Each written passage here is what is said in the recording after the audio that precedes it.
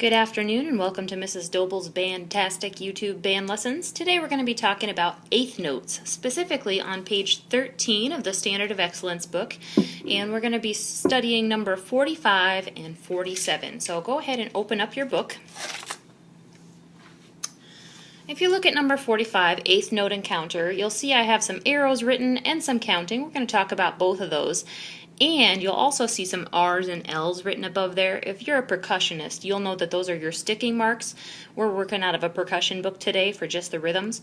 But if you're not a percussionist, you can go ahead and ignore those R's and L's. So first up, we're going to talk about what the eighth notes do. If you look here, you'll see those two eighth notes that are connected to each other. An eighth note gets half the amount of time that a quarter note gets. We all know a quarter note gets one beat. So an eighth note only gets half of a beat. That means that there are two of them in one count. That's why they're connected together like that. So if you look at the beginning here, we have a quarter note on count 1, so we've got a 1 written under there. A quarter note on count 2, so there's a 2. And then on count 3, that's where we run into the eighth notes. The first one gets the number, count 3. The second, if you can see, gets a little and or a plus symbol there. And we count and when we say that. And then we have another quarter note again on count 4. So if we were to count this measure all the way through, we would count it like this. 1, 2, 3, and 4. You notice how I counted those two eighth notes twice as fast as I counted the quarter notes. Now up these arrows up here, you'll notice it goes down, down, down, up, down. That's because if you're tapping your foot, which I know you all are, every time you say a beat, your foot goes down.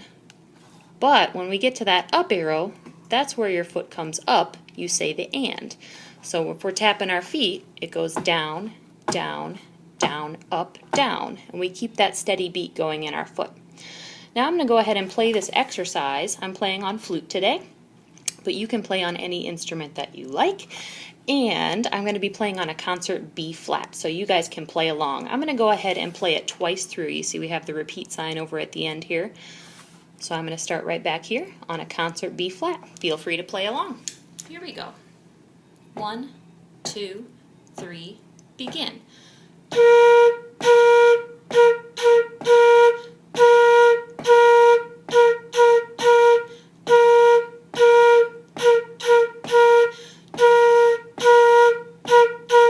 Repeat.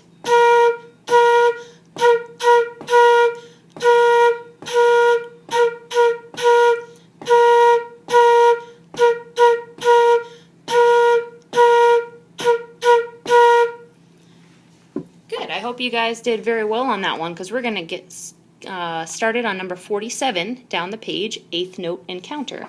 That is right here. And it's very similar to number 45, but a little bit different. And here's the difference. Up here we played eighth notes on count 3. But if you look down here, 1, 2, count 3 is still a quarter note. The eighth notes don't begin until count 4. So if we were going to count this one, we would count it like this. 1, 2, 3, 4, and. See the difference there? This one was 1, 2, 3, and 4. 1, 2, 3, 4, and. Okay? And I didn't take the time to write in the arrows, but if we were going to tap our foot to this, it would go down, down, down, down, up. So the down is always on the downbeat, or the number, and the up is on the and. Okay? So now I'm going to play this one, and again I'm going to play on a concert B flat, so feel free to play along on your instrument. I will take the repeat at the end. Let's play.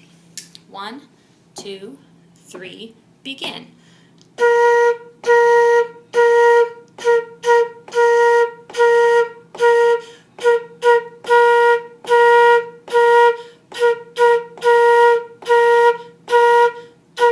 Repeat.